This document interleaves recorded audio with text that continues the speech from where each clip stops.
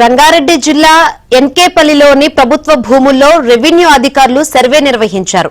బారికేడ్లు పెట్టి police పహారాలో survey జరిపారు. అయితే తమ కబ్జాలో ఉన్న భూమిలో సర్వే ఎలా నిర్వహిస్తారంటూ రైతులు ఆందోళన నిర్వహించారు.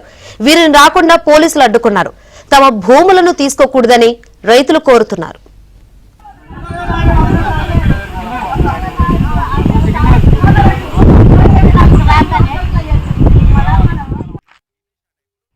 మేమున్నాం 50 మంది కుటుంబాలం. అలా ఇచ్చినా మేమందరం సంతోషపడతామని చెప్పి గవర్నమెంట్ను కోరుకుంటున్నాం.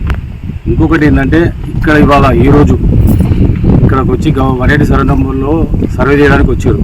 ఆ సర్వే చేసుకునే విషయం మాకున్న రైతులకు ఎవరికి ఇంటిమేషన్ ఇవ్వకుండానే ఇవాళ వ్యవస్థ ఇంత దౌర్జన్యంగా మమ్మల్ని ఇచ్చేసి అనగరాని వీర కుటుంబాలు ఉన్నారు. వీళ్ళు ఏం చేయగలుగుతారు, వీళ్ళు దళితులు ఏం చేయగలుగుతారు, వీళ్ళు ఏం చేయగలుగుతారు, వీళ్ళని ఏం చేస్తే ఏమవుతుందని చెప్పి మమ్మల్ని భయభ్రాంతులకు చేసి ఇవాళ ఈ సర్వే కార్యక్రమం చేస్తున్నారు.